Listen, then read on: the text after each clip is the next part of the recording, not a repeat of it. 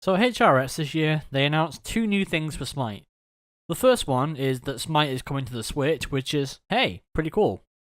And the second one was Crossplay, which is slightly less cool. But this video isn't going to be about why I don't like Crossplay. Instead, it's going to be about why, as much as I hate it, Crossplay has to happen for Smite to even stand a chance.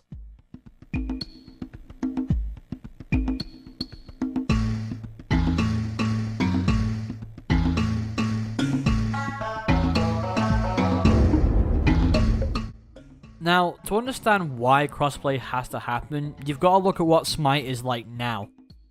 It's no surprise to anyone that plays the game that Smite matchmaking is the worst it's ever been. And the reason for that, in my opinion, is that the player base is so heavily fractured across all the different consoles and game modes that there simply isn't enough players to sustain a high-level matchmaking pool.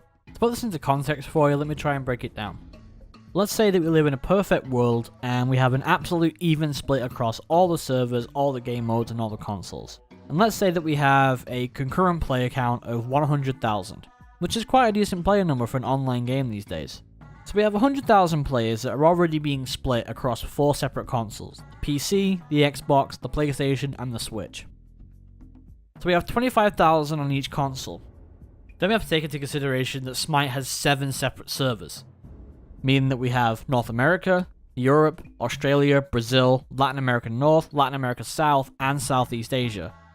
So already you're splitting the player base on each of the consoles 7 ways, which means that in a perfect world, there'd be 3,571 players just before we even get into the game modes. And when we actually do get to the game modes, it gets even worse. Smite has 10 game modes that players can play. And once again, if we were in a perfect world, there'd be an even split across all of them.